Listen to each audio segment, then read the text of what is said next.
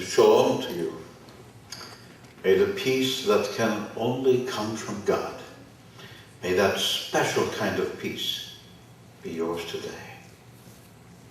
It is a peace that does not depend upon what is happening in this world all around about us. But it is a peace that depends solely upon the grace, the mercy, and the love of Adonai. The world knows nothing about that kind of shalom, that kind of peace. The world can't give it to you. Neither can the world take it away from you. But only God can do that. Blessed be the name of the Lord. You know, I think that today is the happiest day of my life. I would be hard-pressed to find any other day that I could say was happier than today. Though, to be honest with you, I can think back over my life and I can remember a number of times when I thought, at that time, today is the happiest day of my life. I think back to the time when I was a young Jewish boy, 13 years old, plus a day. The synagogue in which I was standing was filled to capacity. My mother was sitting in the balcony with the women and the children. My father was sitting with the elders on the bima. I was standing behind the reading desk, portion of my Torah scroll I had studied for months, because when I became a man in the eyes of the Lord, I wanted my reading of his word to be perfect.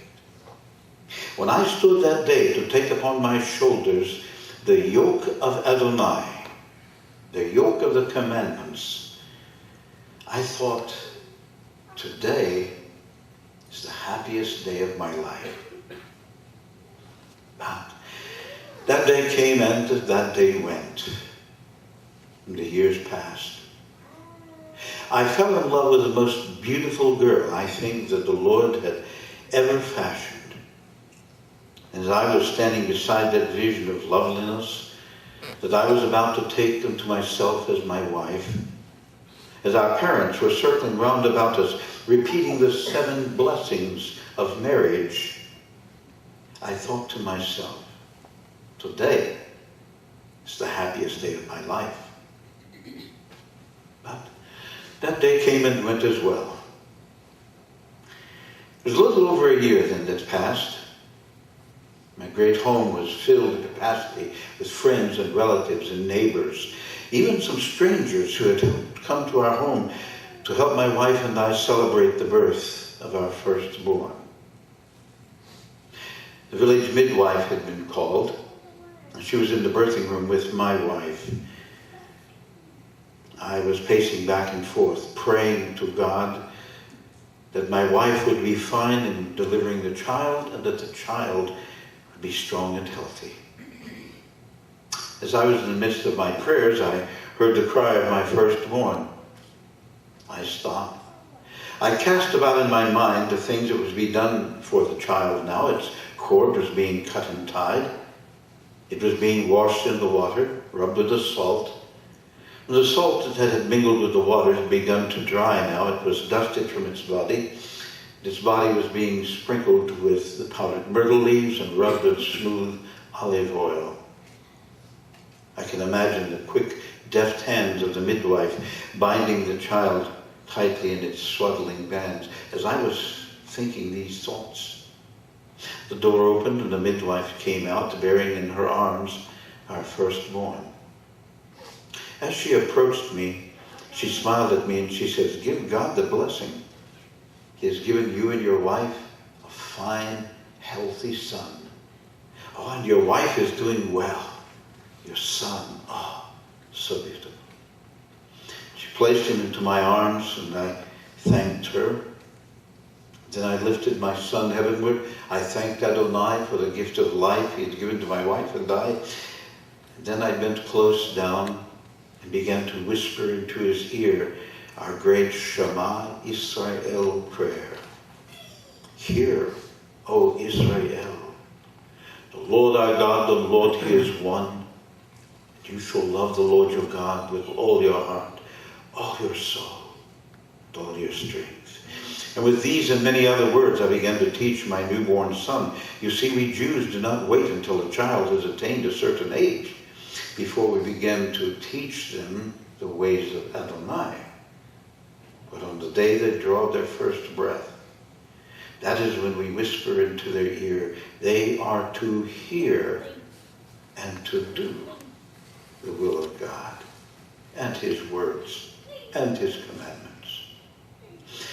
When I finished that great long prayer, I thought to myself, today is the happiest day of my life. I hold my firstborn in my arms. But that day came and that day went as well. After 6 months sometime, when my son was loosed from his swaddling bands for the last time now, he began to crawl about, began to take simple little steps.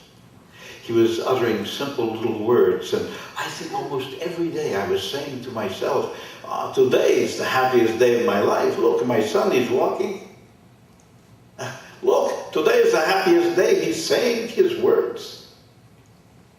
I think that the Lord was giving me almost every day of my life to say, today is the happiest day of my life. The years passed. My babe began to grow to be a younger boy, strong and healthy. He was a good son. I had taught him to ask questions. You see, that's where we encourage our children. If you do not know, ask questions. That is the way you learn. And when he was going to synagogue school to sit at the feet of the rabbi, I would say, now be sure to think of good questions to ask the rabbi. It pleases him. Huh? Make sure that your questions have meaning and purpose. He always promised me he would. At the festivals of Passover and all the others, he as a wise son would ask me question after question. Father, what does this mean? Why do we do this? And I encourage that, because that is the way we learn. Ask of me, saith the Lord, and he will teach us as well. And then it came to pass, my young son, just about ready to go into bar mitzvah himself. He and I are pacing back and forth in our great villa. Our home is filled with relatives, strangers, neighbors. He and I are walking back and forth praying to Adonai that my wife should bring forth another fine, healthy child. As we were walking back and forth amongst all of our friends and guests and relatives, my son looked at me and he said, Father, what do you suppose that Adonai shall give? Will I have a brother or will I have a sister? I stopped and I looked at him and I said, as the Lord wills, son, that's what we will have. And then looking at me with his great dark eyes, he says to me, Father, whatever, I'm going to be the best brother that anybody could ever have. I hugged him and I kissed him up on the cheeks and I said to him, I know you are, because you're a good son. You're a wise son. There will be much that the child will need to learn from you, and you can help them immensely. And they will always, no matter how old you all get, they will always see you as the older brother. They will look up to you. So love them, encourage them, take care. About that time we hear the crying of the second born.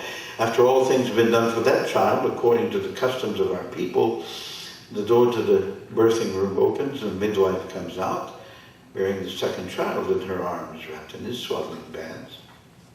And placing the child into my arms, she says, give God the double praise. He has given you and your wife another fine, healthy son. Again, I thanked her.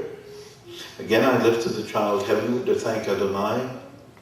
And as I began to whisper the Shema Israel prayer into the hearing of his ear, my firstborn stood on the other side. whispering the same prayer that he had learned from his youth into the other ear. Should be a double blessing for that second born, huh? You get this from both sides. And I thought on that day, today is the happiest day of my life, because now the Lord has begun to fill my quiver with children.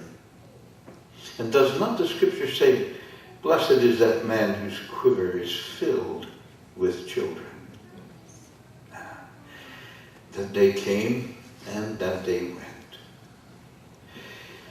My firstborn now, carrying him around at times after his mother has suckled him, whispering into his ear the promises, the blessings, and the cursings of our great Shema prayer, trying to teach his brother even from arms to hear God, to do his word. The days, the weeks, and the months passed. The child had been loosed from his swaddling bands for the last time now. My firstborn helps him with his first steps. He's encouraging him to say his first words. And one day, after the child had attained several years now, I was sitting in the great home and I saw him coming toward me.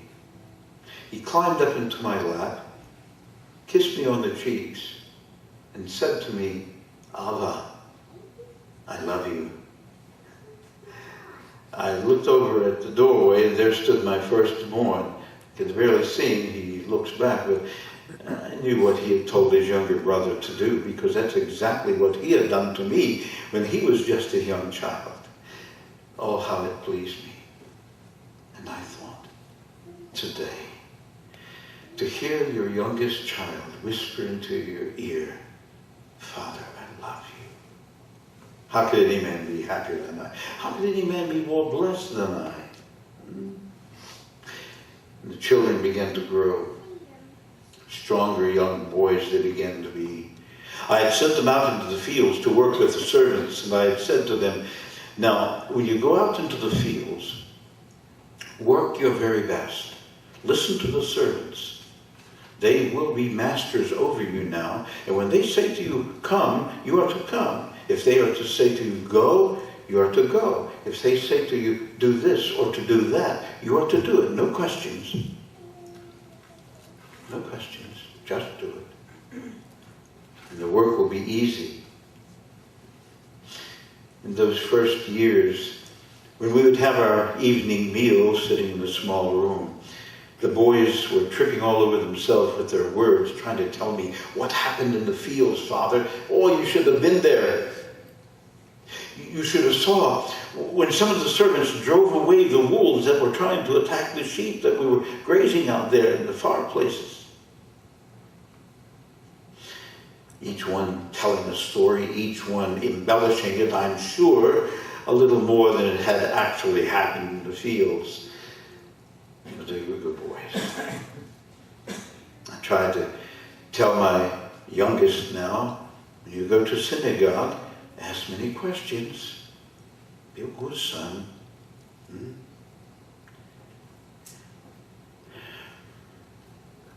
the years passed. When it first began to happen, I don't really remember now. It may have been the time that my wife and I were in the nearby marketplace, and she was purchasing things from this market or that one and sending the servants back to our home. And I happened to look around and I said to my firstborn, "Where's your brother?" Looking around himself, he says, "I don't know, Father. He was here just a moment ago." And I said, "Well, take some of the servants and go and look for him in the city. It's a big city. Shouldn't be out there alone." About an hour passed. His brother came back with his younger brother in tow, and I said, "Where did you find him?" "Well, he was up in the newer part of the city, Father, in the Roman marketplace." I chided my young son gently. "Son, I don't mind you going into the Roman marketplace. I don't mind you going to the newer part of the city, even though we are Jews. But I'm telling you what I do mind is you simply wandering off and not telling your mother, your father where you're going, huh? But don't do that again." I'll never forget that first time he looked at me. His eyes were so sincere, and he says, "I promise, Father, it won't happen again." But it does. Time and again it happens. I even tried to send my firstborn to follow him. Keep up with him. Don't let him wander off. Make sure he comes back to tell mother or father where he's going, and then stay with him. And every time he would wander off, hiding from his brother here or there, it was always, "It won't happen again, Father, I promise." I'd almost come to the place to understand that the boy did not understand what a promise was. A man is as good as his promises kept, Anyone can make a promise. But the virtue of a man, if he made a promise, keep it. I promised then.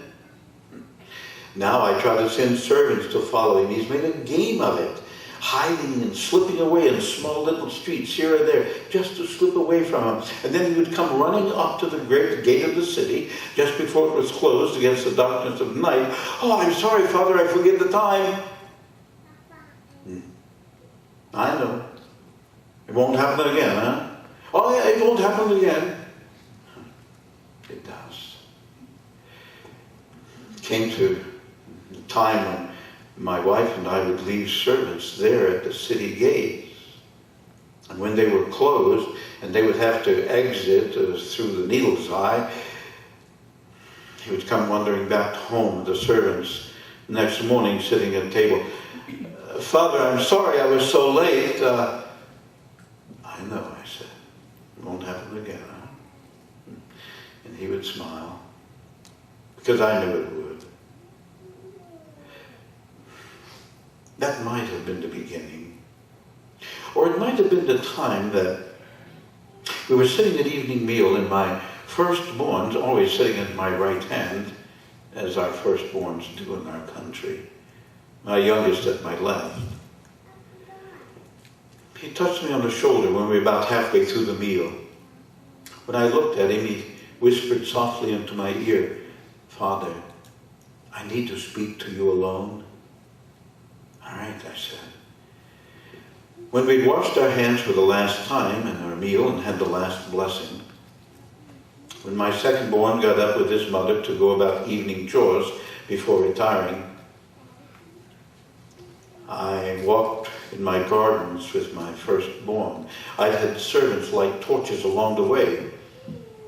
Night was gathering now. The gate of our villa had been closed. And as we walked in the garden, we came to an exceedingly large torch, and we stopped there, and I said, "All right, what is it you wish to speak to me about?" At first, he seemed to be struggling to find words. And then he said, "Father, it's about my brother. Please don't feel ill about me for telling you this." "What is it?" I said. "Well, you know how you've told us to work with the servants out in the fields, to listen to them?" I said, "Yes." "Well, Father, oftentimes out in the fields, in the past months, we would be taking our rest in the passing of the heat of the sun during midday. And after the sun had come to mid-afternoon, the servants would call, 'Come, young masters, time to go back to work.' And I would get up and I would gird myself about, and I would go back to the plowing or the broadcasting of seeds or whatever they asked us to do." "Yes," I said. "Well, they had to call to my brother time and again. He was sitting there at the old juniper tree with his sandals kicked from his feet, dangling over into the small stream. They would call again and again. Finally, almost reluctantly, he would get up and come back to the work." He paused again. "There's something else, isn't it?" "Yes, Father. Just today, while we were out in the fields, when we have taken our rest in the passing of the heat of the sun, and the servants called to us, I got up, girded myself about, and went back to the work. The servants called to him again and again. He acted as if he was deep in sleep. And then my son paused again. And then what? I said. And then I myself called to him. Come, brother, time to go back to work now. Father is expecting us to finish this part of the field before sunset. I saw this shadow of pain cross my firstborn's face, and I said, and? And then, Father, he looked at me, he pointed his finger at me, which we never do in our country, and he said to me, you are not my master. You will not tell me what to do. I will come back to work when I am ready. And Father, it was only about an hour before sunset before he came back to work. All right, I said, I'll speak to him. It was the first of many long talks I had with my young son, sometimes sitting in the room in which we'd eaten our evening meal, sometimes walking in the cool of my gardens as I had done with my firstborn, other times sitting beside him on his bed in his own room beside his brothers. I had shared with him every story that I could remember my father sharing with me, with my rabbis sharing with me when I was younger, about working together, about community. In fact, I shared one of my favorite stories I could remember about a man who had purchased a great field and a great plow to furrow it. He wanted to plant and bring in great crops, but he had no oxen to pull the plow. He went into the marketplace. He purchased 2 oxen. One was slightly larger than the other. And when he returned home, he summoned a local carpenter. When the carpenter came, he said to him, I have purchased 2 oxen. I want them to pull my great plow to furrow my field that I purchased, but one is slightly smaller than the other. I want a double yoke to be made, not too tight upon the larger, not too loose upon the smaller. The carpenter put his instruments of measurements to the girth and the height of the animals. About a week later, he returned, a double yoke over his shoulders. The animals were brought forth from the stall, stood side by side. The yoke was set upon them, not too tight upon the larger, not too loose upon the smaller. The great plow was hooked to them, and they furrowed the land easily. Are you listening to me? He just sat there looking at me, staring at me almost blankly. I've had a double yoke to be fashioned for you and your brothers.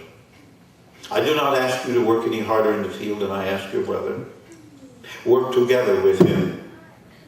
Work together and the many hands will make it easy. I don't want to hear any more complaints about you not doing your portion of the work. All right, Father, he said, I promise. As the weeks and the months passed, now even the servants were coming to me. Master, he's becoming unruly in the fields, disobedient. As the months still passed, Master, you must do something. He's cursing at us, swearing at us, charging us of all kinds of things.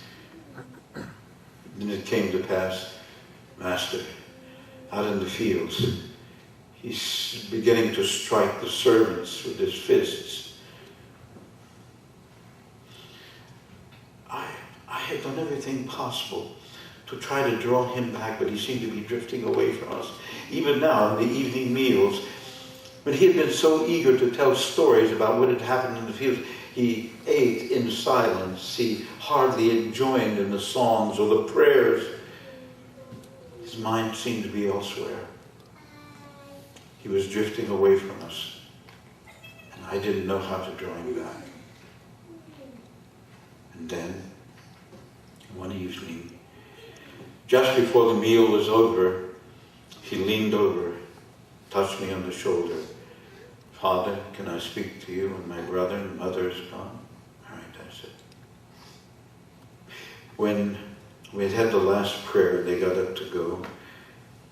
He got up from beside me and went and sat opposite the table. I was still sitting down. He had sat down now. He had folded his hands in front of him, looking down at the table. He sat there in silence for a while, and then I said, "All right, what is it? We're alone. What did you want to ask me?" His hands began to tremble somewhat now.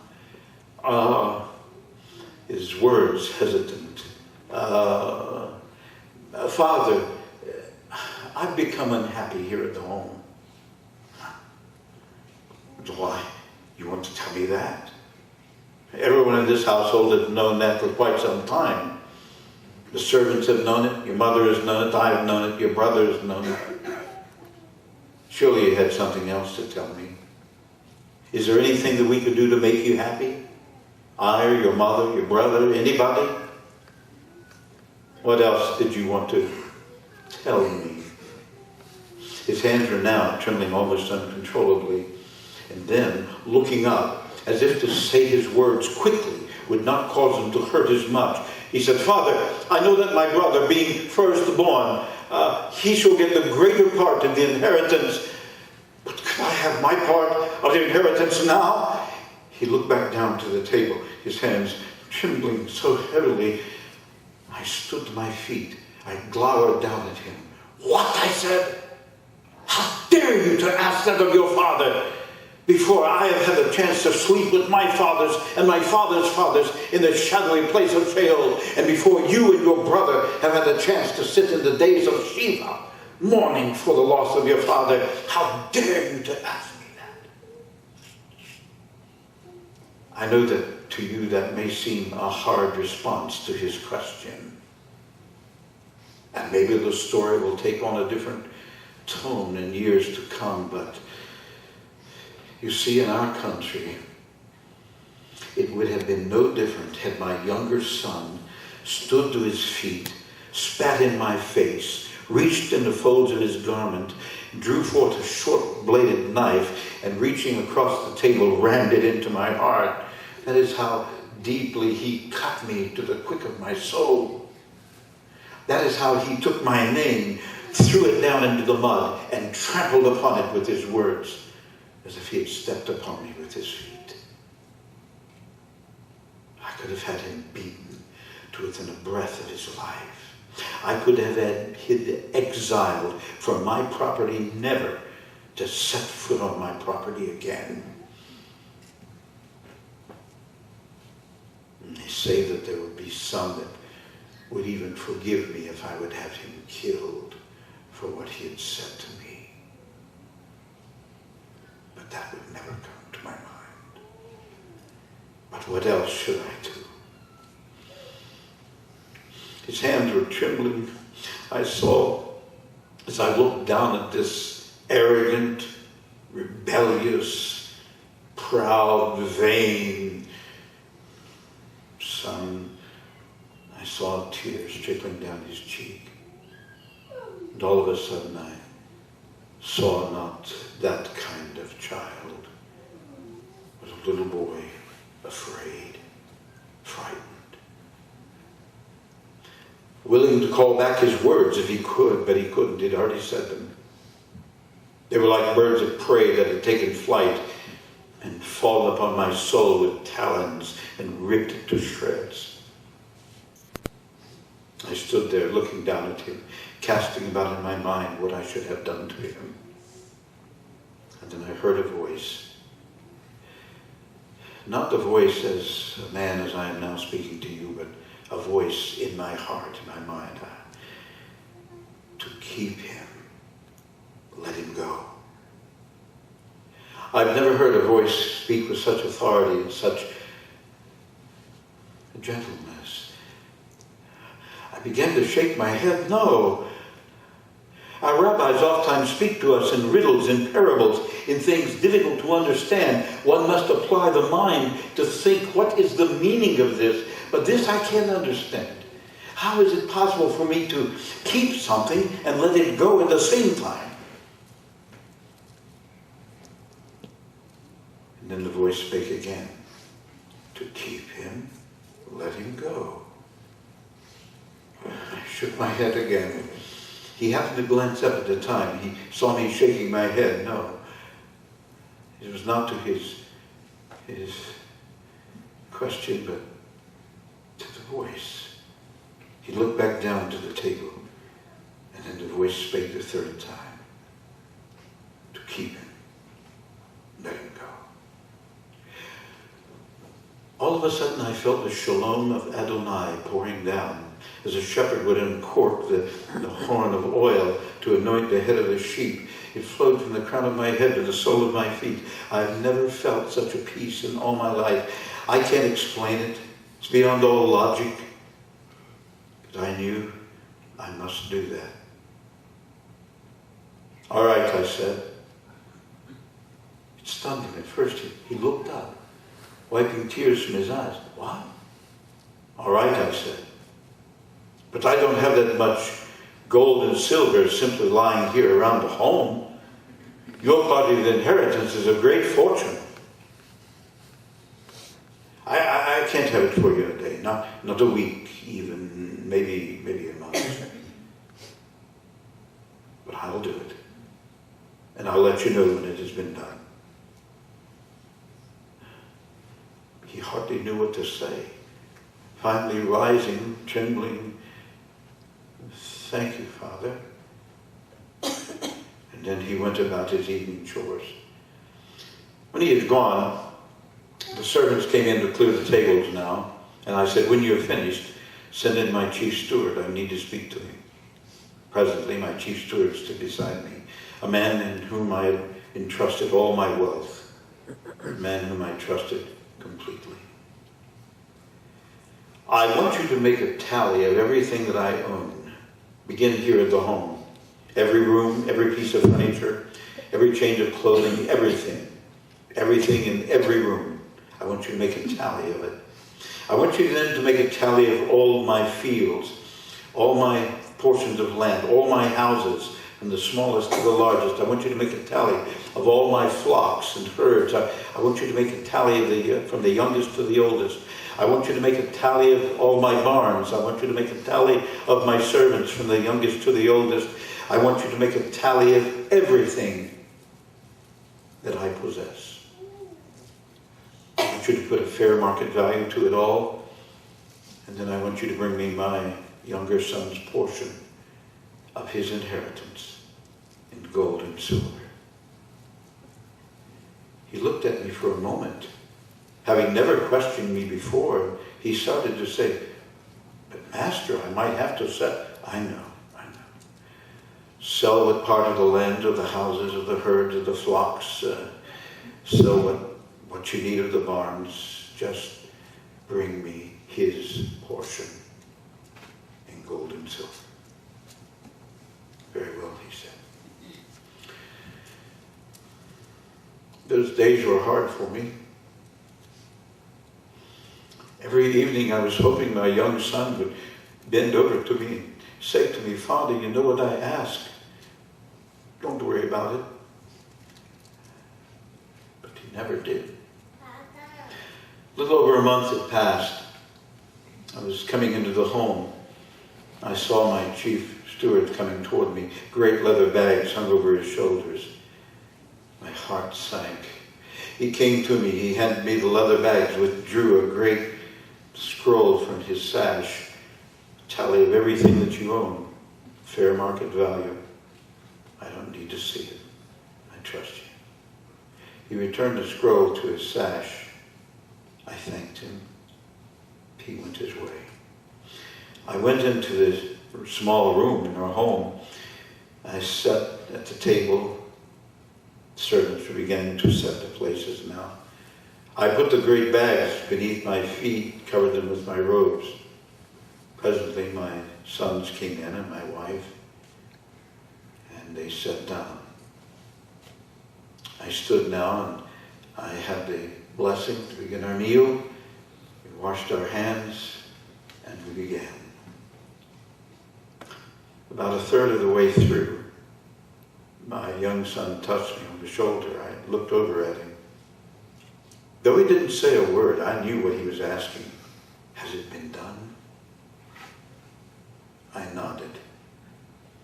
His mother saw, one hand to her breast, the other to her trembling lips.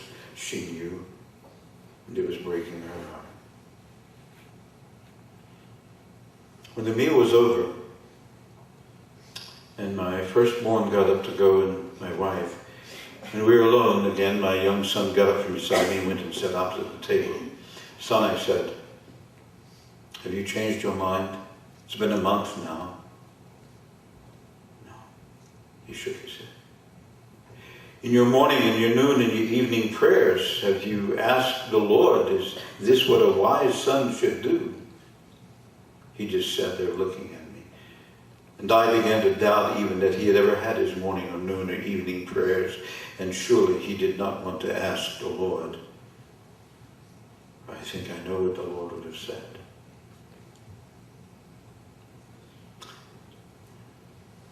I reached beneath the table. I took the great sacks. I put them on the table in front of him, pushed them toward him. He put his own hands up to take the bags, to draw them back to him, but then I thrust my own hands on top of his. I pushed hard down that he might feel the gold and the silver through the leather bags. Son, look at me, I said. He lifted up his face to look at me. What lies beneath your fingers is a fortune far more than most people of our country would know in 100 lifetimes. Invest it wisely. Always remember to pay the temple tithe. Never walk by the house of the Lord with disdain for God in your heart. When the widow comes to your door, bless her out of your great fortune. When the orphans cry out to you, sir, we have no mother nor father, out of your abundance, take care of them, help them. When you're walking down the streets, the great cities, and the beggars cry out to you, alms for the poor. If you turn to look upon them and your heart says, put a shekel into their hands, put 2 or 3. And my son, you will not be able to give this great fortune away, for the Lord will keep restoring it, that you might bless many. But if you have never heard anything your father has ever said in this home, hear this. Forget to pay the temple tithe. Walk by the house of God with disdain in your heart for God and his temple. When the widow comes to your door, slam it in her face. When the orphan cries out to you, shun them. When the beggar calls to you for alms, walk on as if you do not hear them. Spend this money in riotous living, forgetting the commandments of Adonai. And what lies beneath your fingers will melt like a thin skiff of snow in the heat of a summer sun.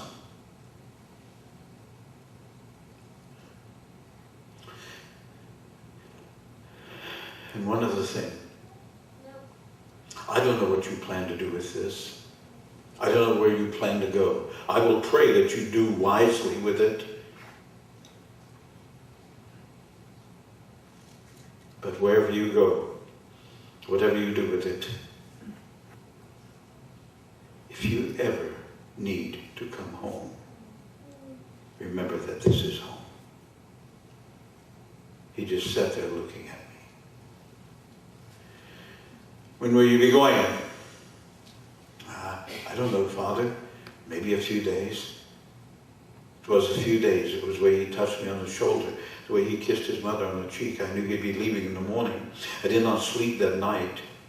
As I paced the floor praying, the shalom that God had given me would not leave me. And I knew that in spite of all logic and reason, what I was doing was the right thing. I had to let him go in order to keep him. It was about an hour before sunrise. I had not slept that night. I left the house quietly. I went out to the great gate now, and I stood in the shadows looking up at my younger son's room. He had lit extra lamps. I could see his shadows moving back and forth upon the wall. He was gathering his things together. Presently his room grew dark, as did a portion of my heart. Then, coming quietly out of the home, closing the door behind him, thinking none had risen yet, he came walking toward the great wooden gate. He reached for the wooden bolt, started to open it, but then he saw me standing in the shadows. "Oh, Father," he said, I didn't expect to see. I stepped out of the shadows now. "You did not expect to see your father here to bid you farewell. How could I let you go without bidding you shalom and without reminding you, if you ever need to come home, this is home." He stood there looking at me for a moment. He didn't say anything, but I heard his answer. "Father, don't you know, when I leave here, I'm never coming back." I suppose that hurt me more than when he had asked for his part of the inheritance. But still, I had the shalom. I had to let him go. Put my arms around him. I kissed him upon the cheeks. And I said, "God go with you, son." I reached now and pulled back the wooden bolt myself, swung wide the gate. "You're free to go." He stepped outside, started to walk down the little hill which lay just outside of Avila, toward the little stream which ran in a small valley. I stood there watching him go down. He seemed so alone. My mind went back to the time when he and his brother were young children, and they would run down that little hill, leaping across the little stream bed, running up on the other side, and they would begin to climb that old, gnarled, twisted tree which stood on the hill. As they would clamber up into its limbs, climbing higher and higher, I would be praying to Adonai that he would keep the limbs strong, that my sons wouldn't come tumbling down.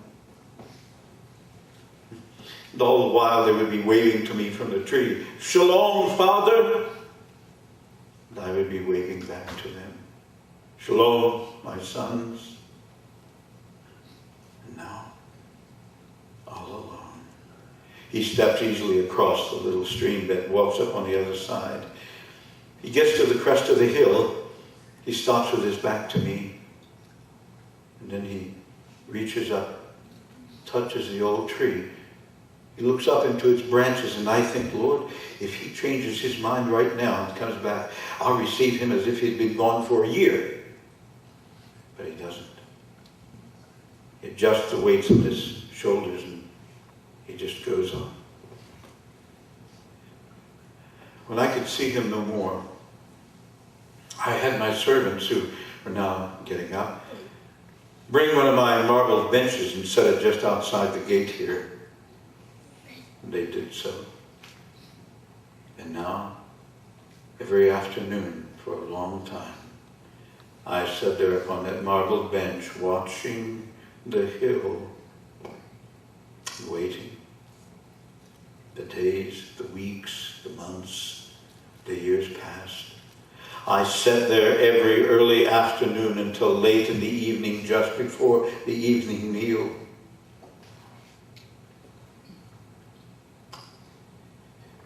In those days there came a great famine in the lands all round about us. Early rains did not fall, mid-rains did not come, and latter rains did not soak the earth. Fields were not able to be tilled, crops were not able to be planted. Many on the outskirts near to the famine had begun to come to my home now. They came with their wife, their children, and they would leave my home with baskets running over with grain. And I'd always say to them, if you need more, come back. As long as I have, you have. They would promise to pay me when the rains came, and I would say, it's all right. If they do, fine. If not, don't worry. There's always more here. And the years passed. Nearly 7 years had come and gone, and I still waited. Then this afternoon, sitting there upon the marble bench, my eyes tired, weary, the heat was intense. The heat moving up from the earth, moving through the branches of the tree, seemed to make it almost alive. And then I saw a figure coming over from the other side. As the figure rose up from the hill on the other side, I saw no head covering. As the figure rose up higher, I saw no tunic, no cloak.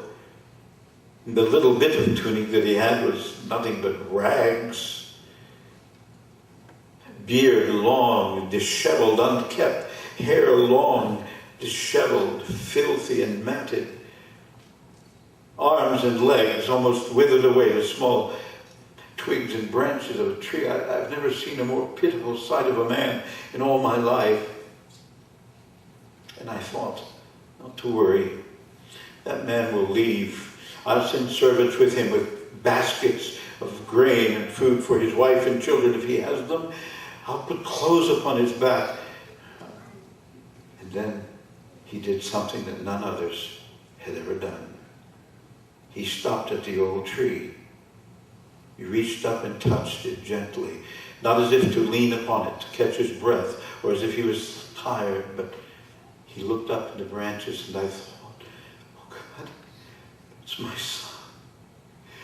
He now starts to walk down the little hill toward the home.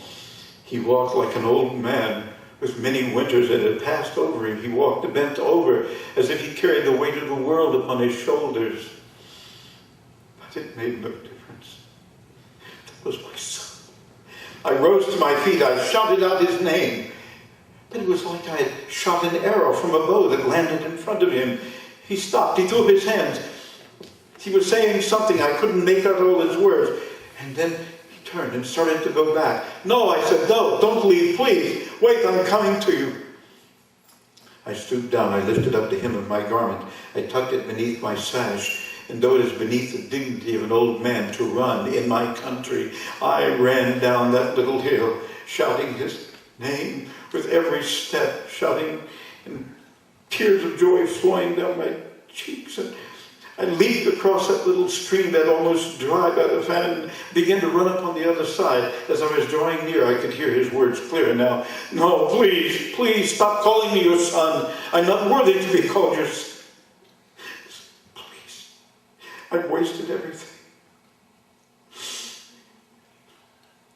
I'm not worthy. I don't come back to be your son. I come back to be a servant of yours.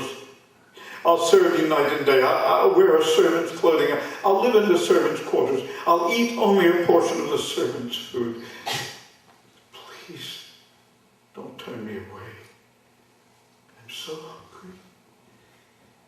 I put my fingers to his trembling lips and I said, do not say these things.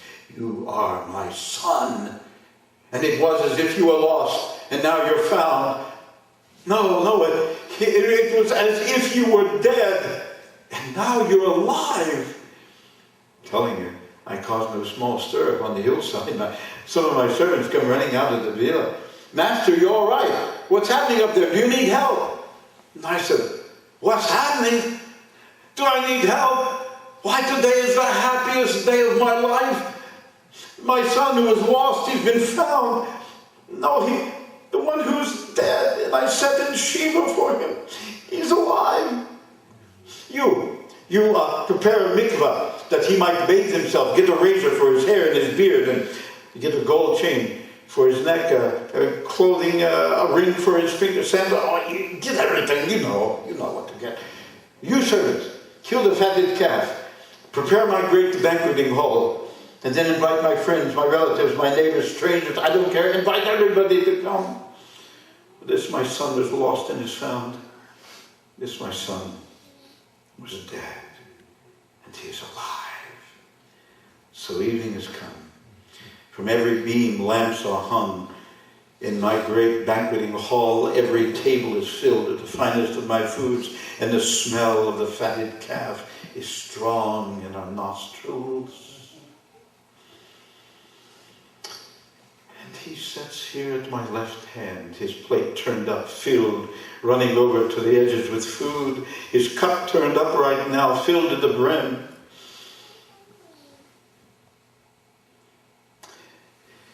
He is dressed in fine clothes, gold chain around his neck, a ring upon his finger, sitting beside his mother.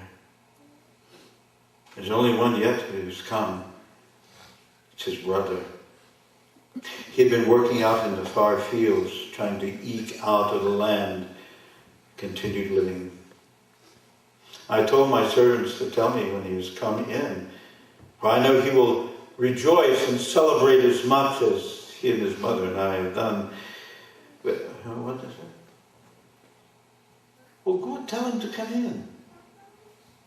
Why? Very well. Tell him to stay there. I'm coming to him. Please still forgive me. A servant has just brought me news that my older son has already come in from the fields. He's bathed, changed, but he's standing at the door. He's refusing to come in.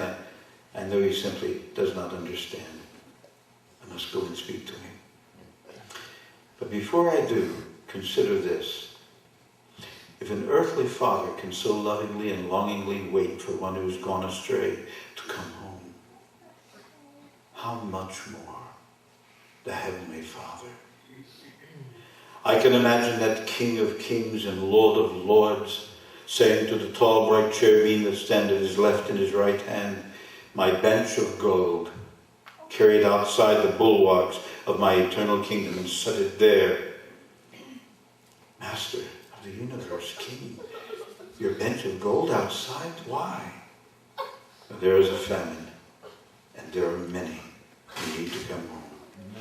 And I can imagine that great King of Kings and Lord of Lords, wrapping the royal garments around him, crowned with his royal diadem, stepping through the bulwarks of his great eternal city, sitting down upon that bench of gold, and with everlasting, eternal eyes, he looks out, and he sees a small hill, and on that hill, a gnarled tree stands, rough and hewn, and the Father watches, because you see, he knows there is no way to come home but by that tree.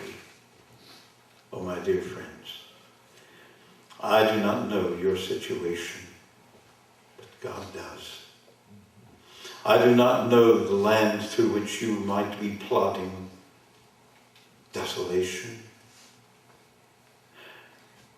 A land that is starving you. I don't know your need, but the Father does.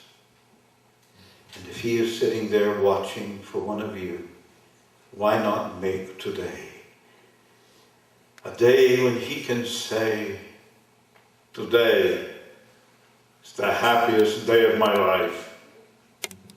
Well, you see, he says that every time he sees one coming home. Amen. Don't disappoint him. Let his great banqueting hall be filled with the sounds of music. Let his great banqueting hall be filled with a great cloud of witnesses who are watching one who has gone astray coming home. Maybe he might be watching for one of you. Don't disappoint him. He's waited a long time for some. Please to forgive me now. You've been good to listen to my story. I must go and speak to my older son. I think that after I explain everything to him, he may understand. Pray that he does. Shalom. Amen.